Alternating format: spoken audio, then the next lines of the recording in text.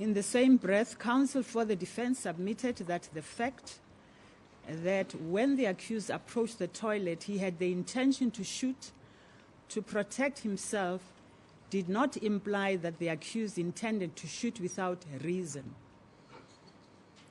If that had been his intention, he would have discharged his firearm when he arrived at the entrance of the bathroom. Defense counsel argued that the evidence of Professors Demen, Forster, and Skolk as a whole was consistent with that of the accused when he stated that he discharged his firearm in reflex because he felt vulnerable and was fearful. The above extracts and the submissions by defense counsel show without a doubt that we are here dealing with a plethora of defenses. I proceed to deal with each of them in turn. The first one is, did the accused lack criminal capacity at the time that he killed the deceased? This defense, that the accused may have lacked criminal capacity or may have diminished his criminal capacity at the time of the incident, emerged during the course of the trial. The accused repeatedly told this court that he had no time to think before he fired the shots, or before he knew it, he had fired 4 shots at the door. This raised a doubt whether the accused could be held criminally accountable. The inevitable question, therefore, was, amongst other things, whether or not the accused could distinguish between right and wrong, and whether he could act in accordance with that distinction. Though not clearly expressed in so many words, the defense had the hallmarks of temporary, non-pathological criminal capacity. It also sounded like the so-called irresistible impulse, which was applied in our criminal law prior to 1977, when it was replaced by Section 78, subsection 1B of the Criminal Procedure Act 51 of 1977. In support of the defense, as I said earlier, Dr. Forster gave evidence that the accused suffered from general anxiety disorder, which may have affected his conduct at the time of the incident. The implication of this evidence was that it became necessary for this court to refer the accused for psychiatric observation.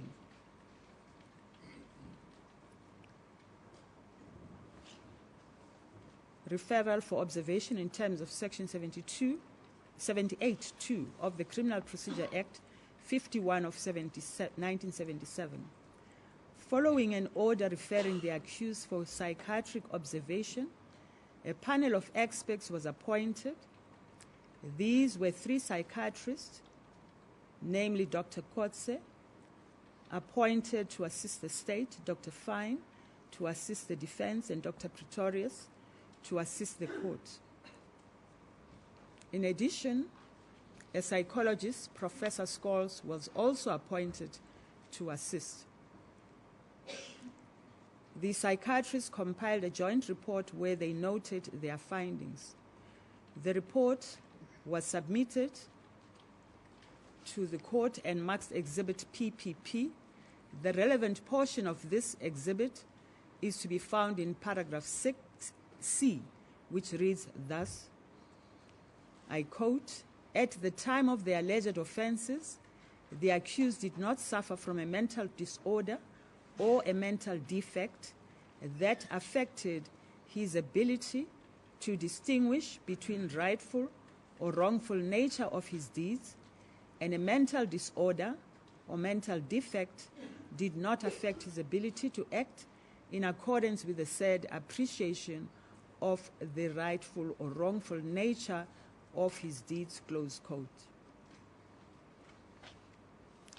Similarly, the psychologist's report marked Exhibit QQQ was submitted to court and formed part of the record.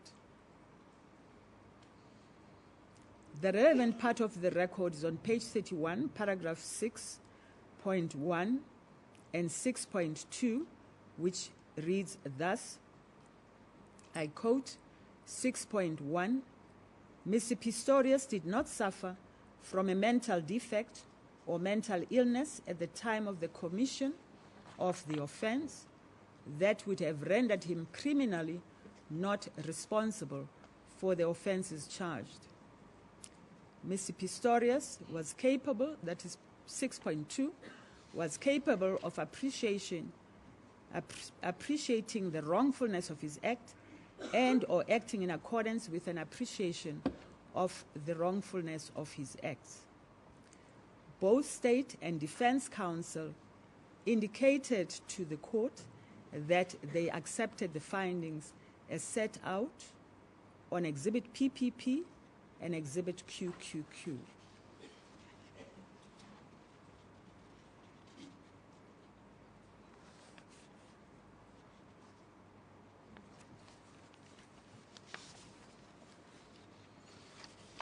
However, counsel for the defense still submitted that in the face of the evidence of Professor Derman about the accused's reaction to a startle, it could not be said that the accused was criminally liable. Counsel submitted that in determining the issue of whether the accused was guilty of murder or culpable of homicide, this court ought to consider that the accused lacked criminal capacity at the time as he discharged his firearm because of an increased startle response. He pointed out that the startle response was reflexive. This meant that the accused could not be held accountable as he lacked capacity in the involuntary reflexive response. He submitted that whether this reflex fell under the act, actus reus, or criminal capacity made no difference, as both negated liability. Counsel for the defense further submitted that a finding that the accused was guilty could not be made, as the accused could not be held liable for a reflex discharge caused by the increased startle response.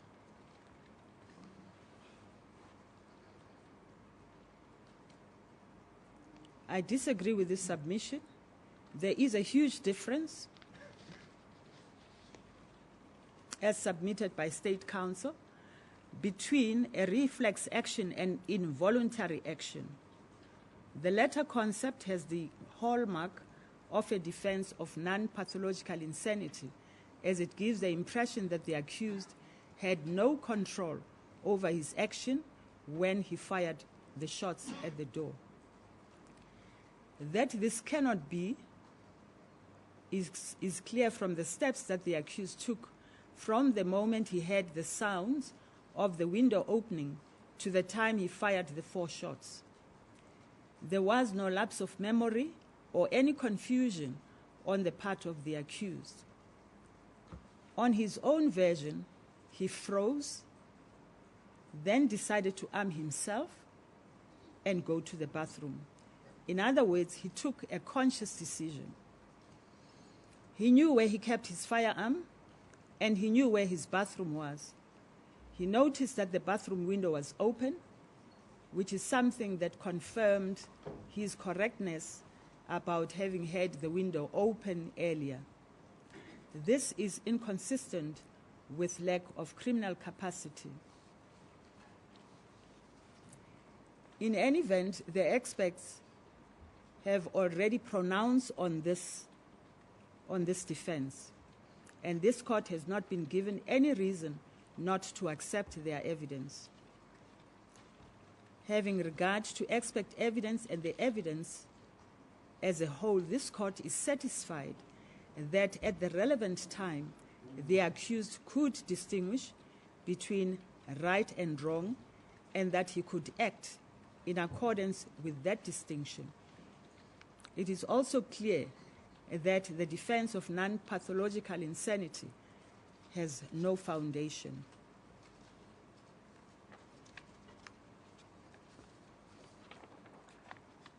The second possible defense, putative private defense. Counsel for the defense submitted that the accused intentionally discharged the shots in the belief that the intruder or intruders was or were coming out of the toilet to attack him and the deceased. In this regard, he referred to the accused's testimony, which testimony was contradictory in my view. These are just some of the relevant extracts. He said, I quote, I leave out something, "That split moment, I believed somebody was coming out to attack me. That is what made me fire. Out of fear, I did not have time to think. Later, the accused testified, I fired my firearm as I believed that someone was coming out of the toilet to attack me. I do not know how to put it in a different way," close quote. Later still, he said, I quote, "I thought that somebody was coming out to attack me," close quote.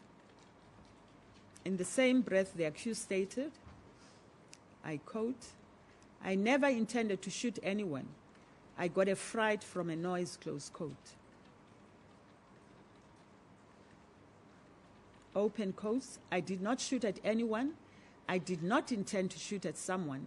I shot out of fear," close quote. I quote, "I did not intend to shoot into, or I did not intend to shoot at anyone," close quote. He was asked, "You never purposefully fired into the door?" The answer was, "No, my lady, I did not."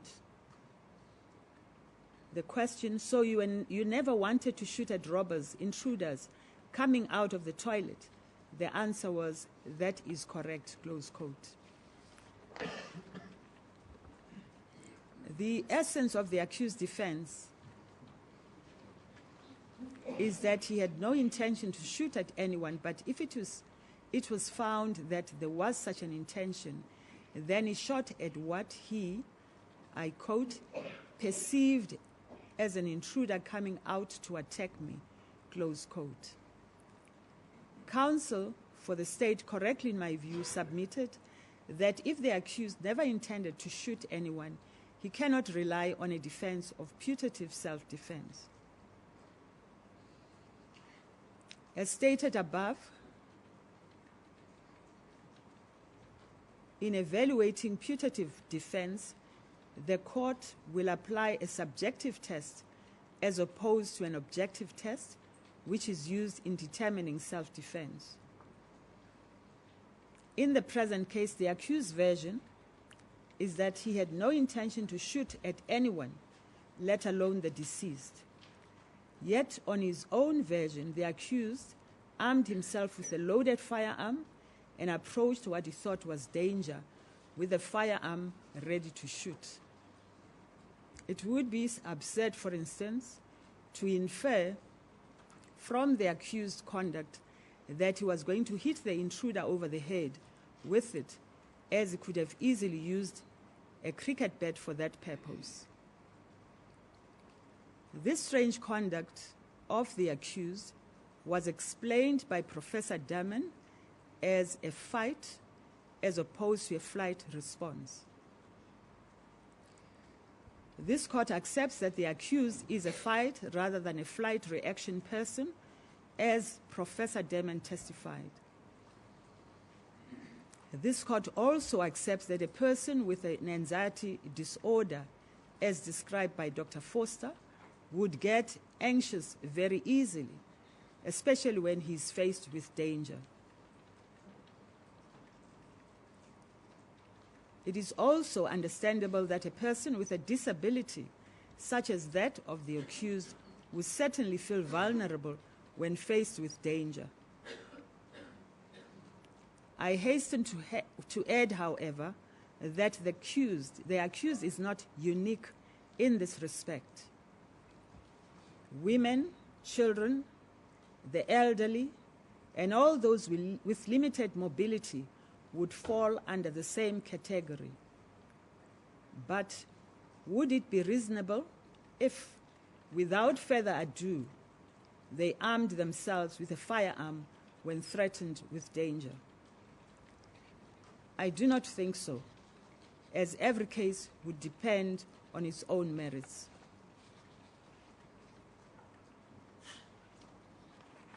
The accused clearly wanted to use the firearm, and the only way he could have used it was to shoot at the perceived danger.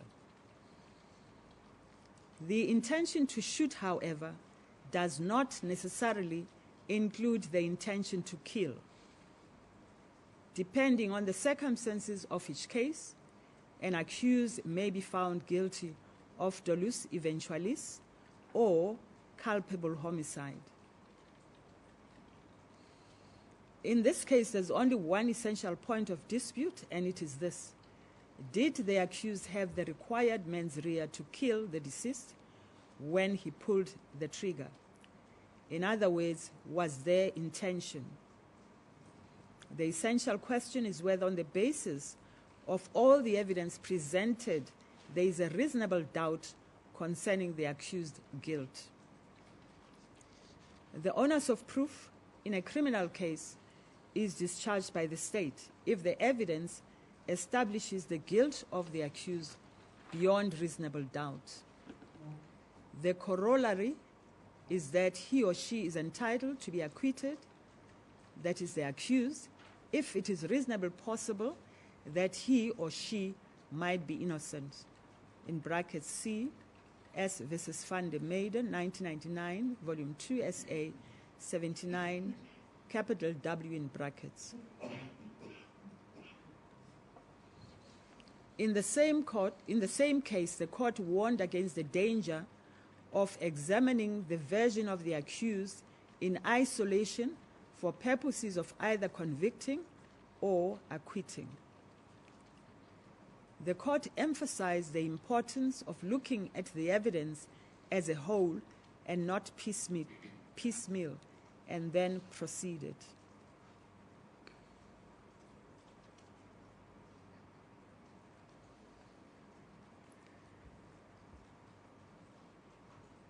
The process of reasoning which is appropriate to the application of the proper test.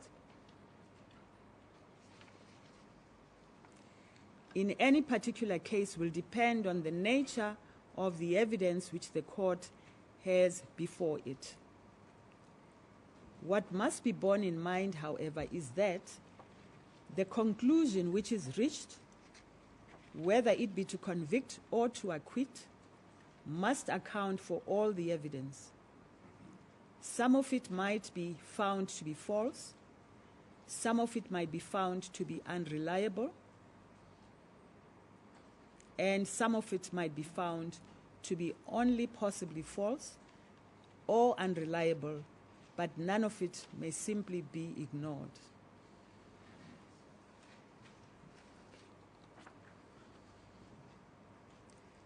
The accused as a witness. The accused was a very poor witness. While during evidence in chief, he seemed composed and logical, with the result that his evidence flowed and made sense. While giving his version under cross-examination, he lost his composure. Counsel for the defense sought to explain the accused's poor performance on the witness stand thus: the accused was suffering from enormous emotional stress, had been traumatized by the incidents of 14 February 2013, and was under medication when he gave his evidence. This argument does not make sense, in my view, I say this for the following reasons. The accused's performance during examination in chief could not be faulted. It was only under cross-examination that he contradicted himself and visibly felt uncomfortable. In any event, this court was not apprised of the fact that the factors mentioned above might interfere with the accused's ability to give evidence. It does not assist to mention them now when the trial is over. It is so that most witnesses do find giving evidence an uncomfortable experience, especially when they give evidence for the first time. It follows, therefore, that someone in the position of the accused would find giving evidence a harrowing experience as he relives the incident. However, what we are dealing with here is the fact that the accused was, amongst other things, an evasive witness. In my view, there are several reasons for this. He failed to listen properly to questions put to him under cross-examination, giving an impression that he was more worried by the impact that his answers might cause rather than the questions asked. Often, a question requiring a straightforward answer turned into a point of debate about what another witness did or said. When contradictions were pointed out to him, or when he was asked why certain propositions were not put to state witnesses, he often blamed his legal team for the oversight. Although the untruthful evidence of an accused is of importance, when a court determines the guilt or otherwise of an accused, caution must be exercised, and courts ought to avoid attaching too much weight to such untruthfulness. The conclusion that because an accused is untruthful, he is therefore probably guilty, must be guided against, as a false statement does not always justify the most extreme conclusion.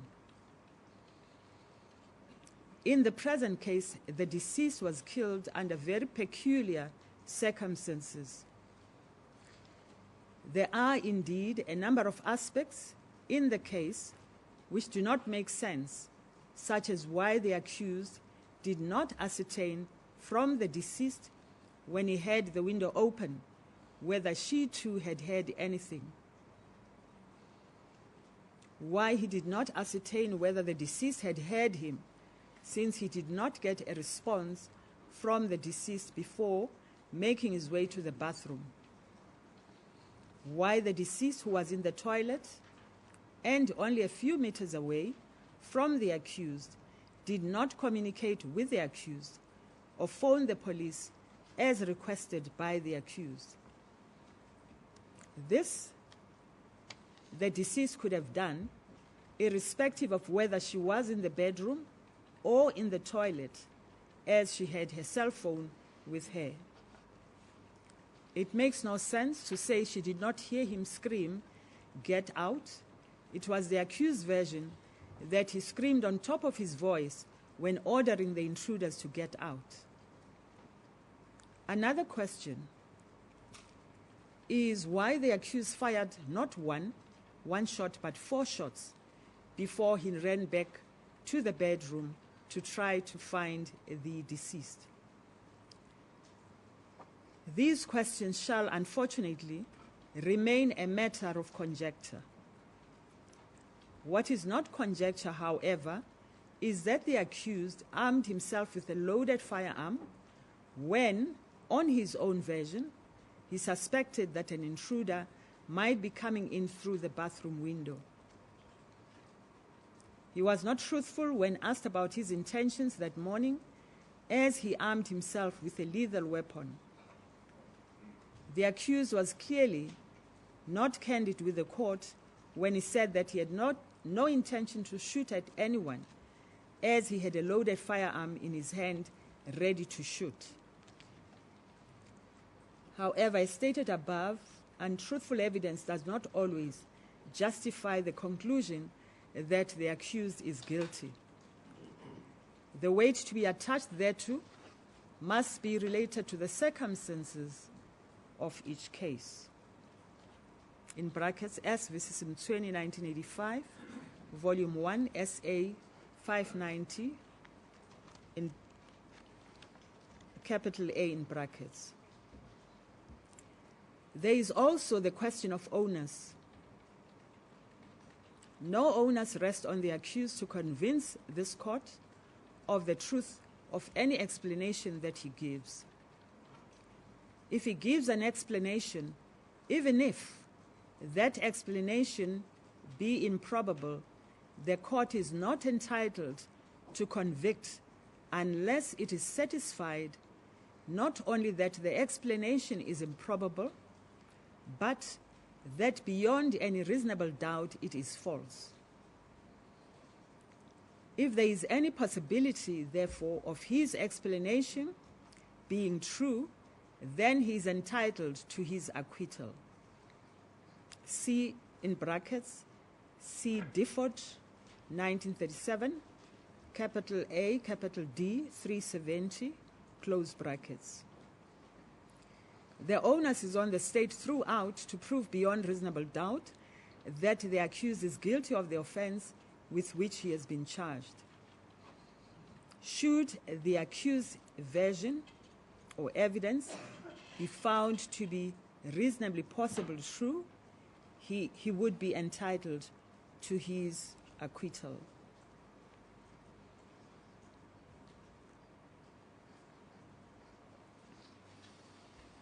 In count 1, the accused is charged with premeditated murder. In respect of this charge, the evidence is purely circumstantial. That evidence is in essence about shots, about the screams, and about sounds of the cricket bat. The fundamental rule in considering circumstantial evidence is that in order to justify an inference of guilt, a court must be sure that inculpatory facts are incompatible with the innocence of the accused and incapable of explanation on any other reasonable hypothesis. The simple explanation from the accused is that shooting the deceased dead was a genuine mistake, as he thought he was shooting at an intruder behind the toilet door. The timelines, as set out in the chronology of events, tip the scales in favor of the accused version in general. Viewed in its totality, the evidence failed to establish that the accused had the requisite intention to kill the deceased, let alone with premeditation. I am here talking about a direct intention. The state clearly has not proved beyond reasonable doubt that the accused is guilty of premeditated murder. There are just not enough facts to support such a finding. Counsel for the state submitted that even if the court were to find that the accused shot the deceased, thinking that he was firing the shots at an intruder, this would not assist him, as he had intended to kill a human being. This was so because all the elements of the crime of murder had been met, it was argued. On the other hand, counsel for the defense submitted that the state was attempting to reintroduce the concept of transferred malice, which was not part of our law. This brings the question whether we're really dealing with the question of transferred malice. It might be convenient at this stage to say something briefly about two concepts which often are confused, that the accused had no control over his action when he fired the shots at the door. That this cannot be is clear from the steps that the accused took from the moment on the part of the accused. On his own version, he froze. Then we'll take a 5 minutes break.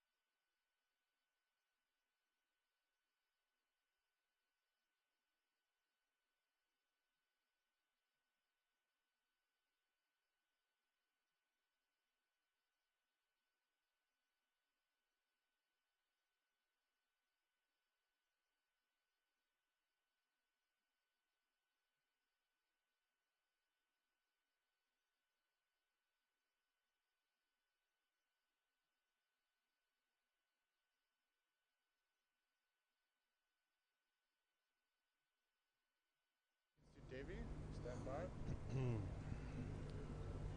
I'll come to you via split. It's been a fantastic day. I think we've really shown that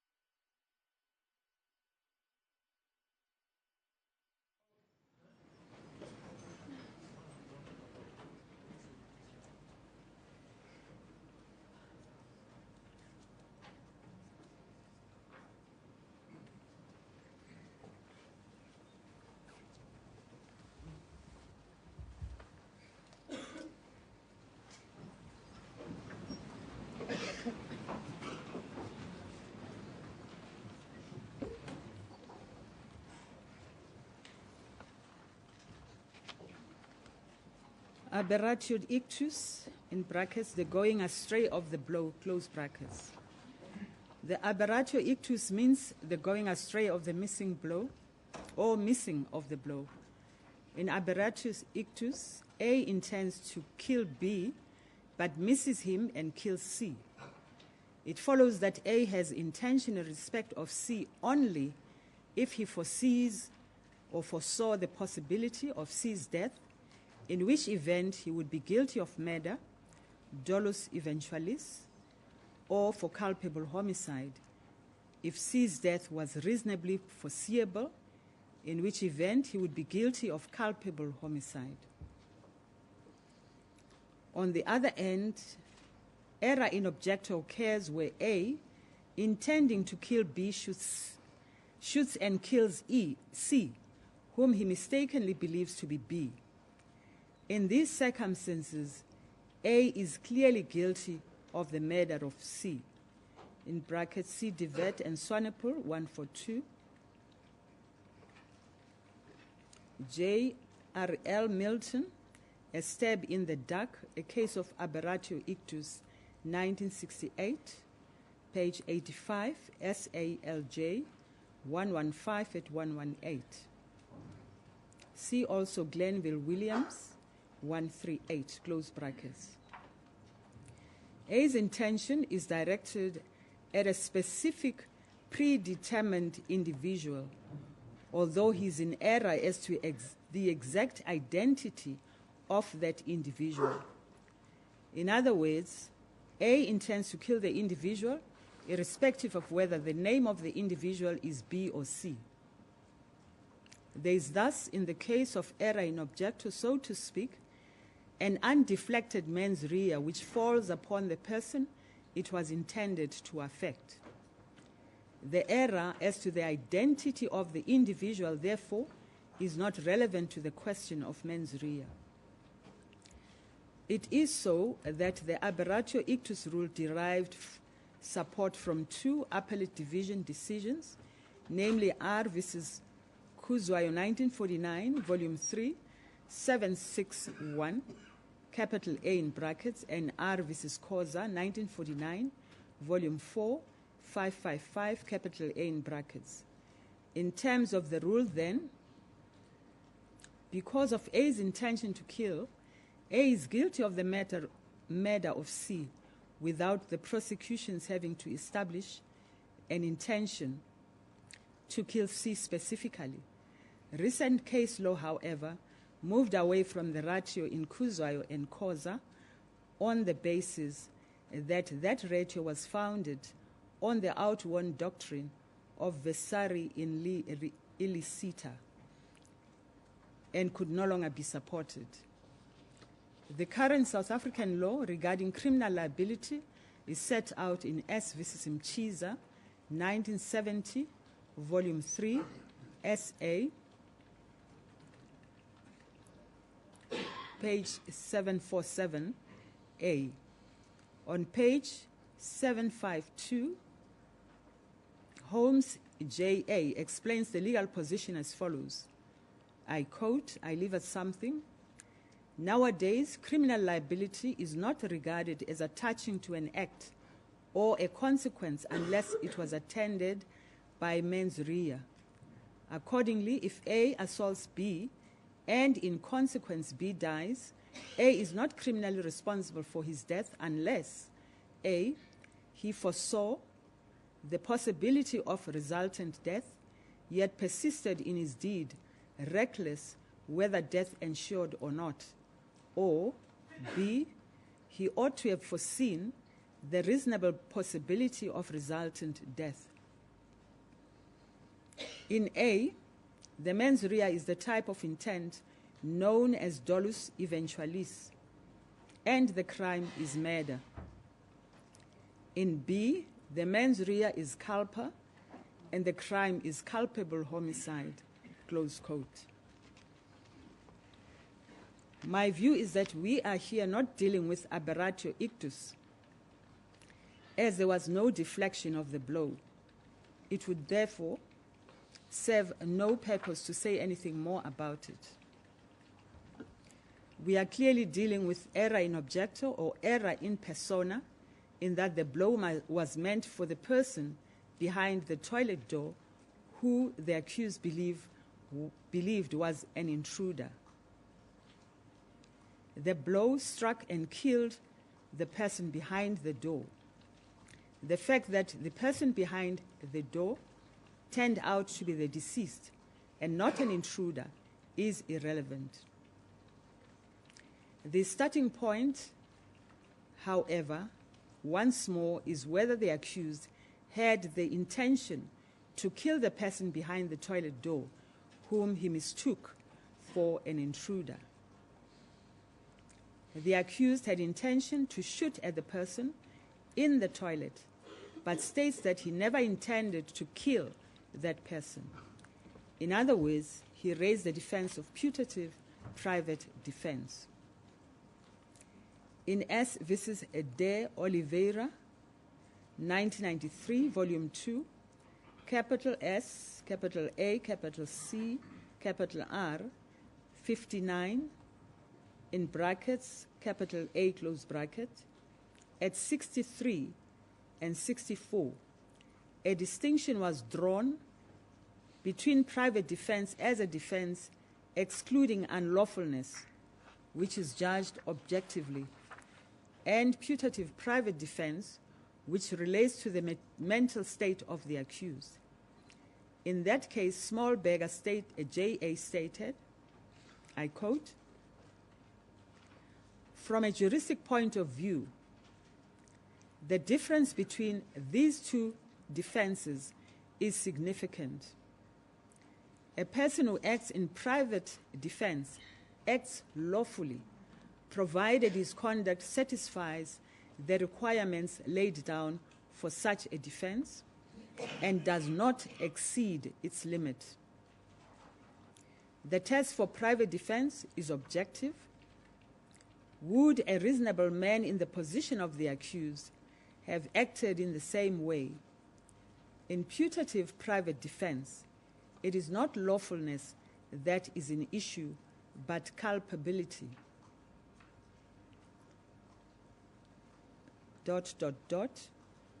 If any accused honestly believes his life or property is in danger, but objectively viewed they are not, the defensive steps he takes cannot constitute private defense. If in those circumstances he kills someone, his conduct is unlawful.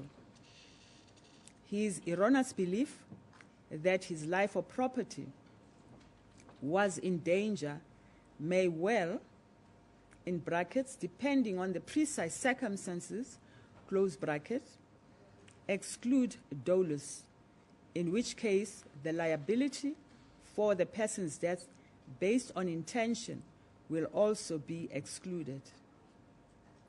At worst for him, he can then be convicted of culpable homicide. Close quote. In murder, the form of culpability requires intention. The test to determine intention is subjective. In the present case, the accused is the only person who can say what his state of mind was at the time he fired the shots that killed the deceased. The accused has not admitted that he had the intention to shoot and kill the deceased, or any other person for that matter. On the contrary, he stated that he had no intention to shoot and kill the deceased. The court is, however, entitled to look at the evidence as a whole and the circumstances of the case to determine the presence or absence of intention at the time of the incident. In the present case, on his own version, the accused suspected that an intruder had entered his house through the bathroom window. His version was that he genuinely, though erroneously, believed that his life and that of the deceased was in danger.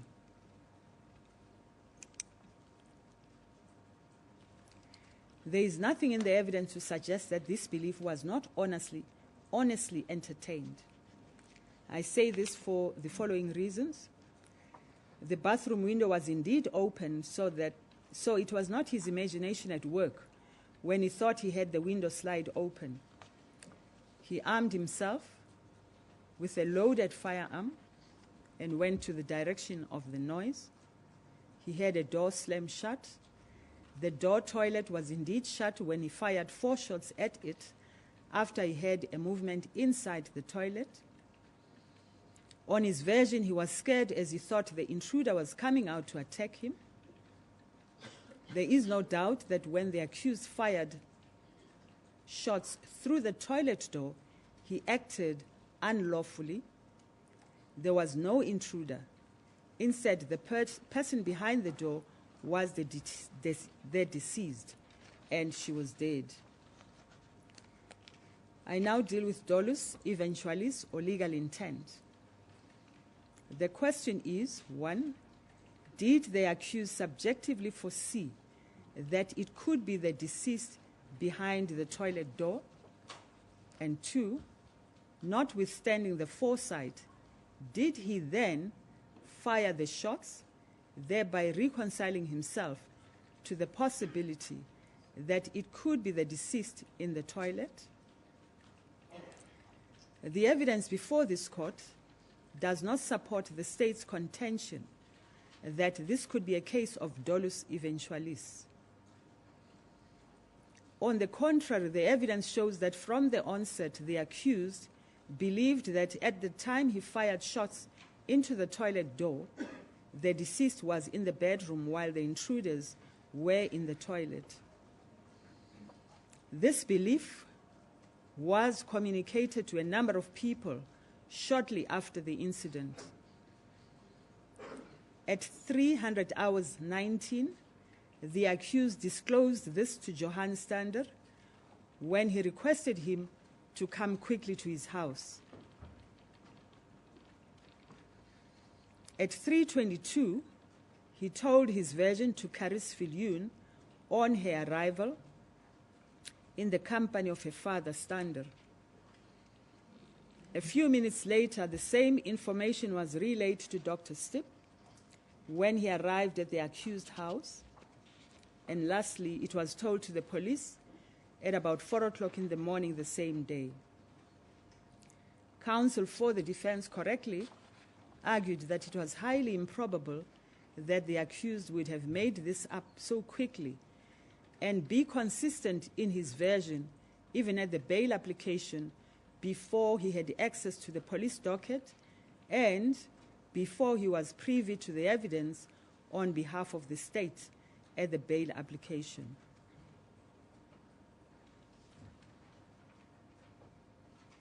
The question is, did the accused foresee the possibility of the resultant death, yet persisted in his deed, reckless whether death ensured or not?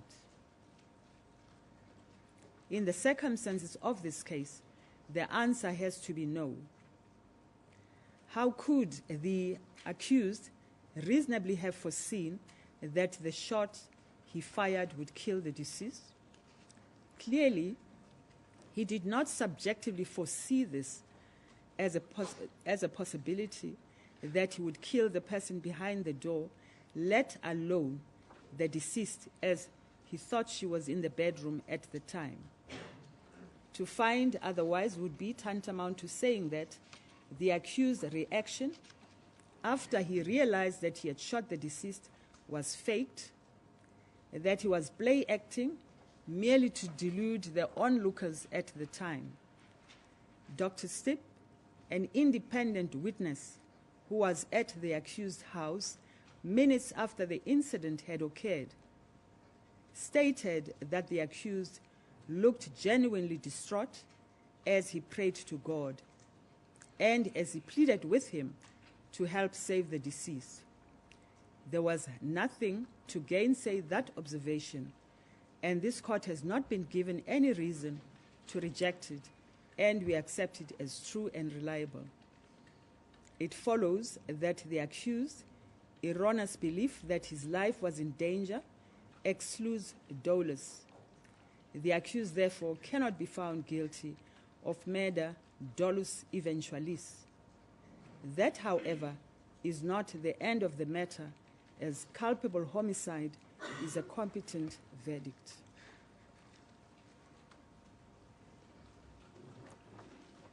What's your time? 25 to 1. I think we'll take, yeah.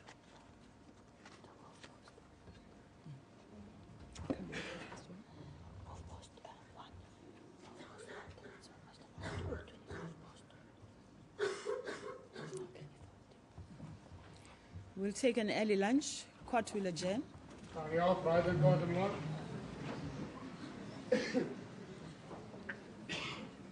Quiet, ladies and gentlemen.